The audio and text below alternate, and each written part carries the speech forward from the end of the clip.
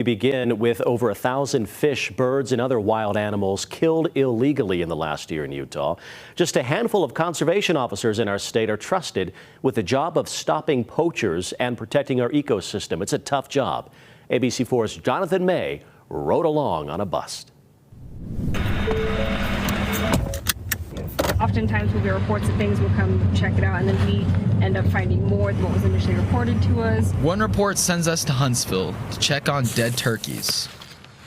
Looking for any signs or indications of them being dumped here, whether there's tire tracks, boot prints, shell casings, all these kind of things that would help me be like, hey, we need to really figure out what happened here. Something's off. Just really odd. Quite a few more than I was expecting. It's definitely raising some red flags. Having a large group of turkeys kind of piled on each other, especially in the area that we're in. This is a new development. There's no homes out here yet. They're all being built. So it's just kind of an area where there's not really people or a presence or things that would kind of cause this to happen. So it's, again, just kind of diving into that to see what caused this. She pulls a metal detector out of her truck to look for bullets. Sounds like one turkey may have been shot. Some sort of metal was in that area that was causing the metal detector to pick up on that. So I plucked some feathers at that point, but again, with it being so frozen, I wasn't able to see any obvious trauma. Popping down the truck bed, she loads all 7 turkeys up one by one. There's no answers out here in the cold. I need to let these birds defrost a little bit so that I can kind of manipulate them more and do a full necropsy, so skin them back and look at the meat and see what I can find was causing the indication. You do the crime, you do the time. What does that look like for someone who is poaching? If it's deer, elk, various things, moose, we could easily be looking at felony cases. We've had numerous fishing cases that have actually been felony cases as well, just due to the amount of fish that they've illegally harvested. So it really varies depending on kind of what's what.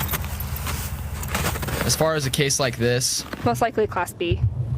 Class C misdemeanor for unlawful taking of protected wildlife. Probably one of the more common violations that we see. walking with Officer Joseph, she says poaching is an ongoing problem. The state tracks thousands of animals illegally killed in Utah each year for the past 5 years. Poaching, it's whether someone's going out and intentionally harvesting a deer that they don't have a tag for, or someone's going to a body of water and taking 2 additional fish that's outside the limit. All of these things are considered poaching. It's something that we take very serious.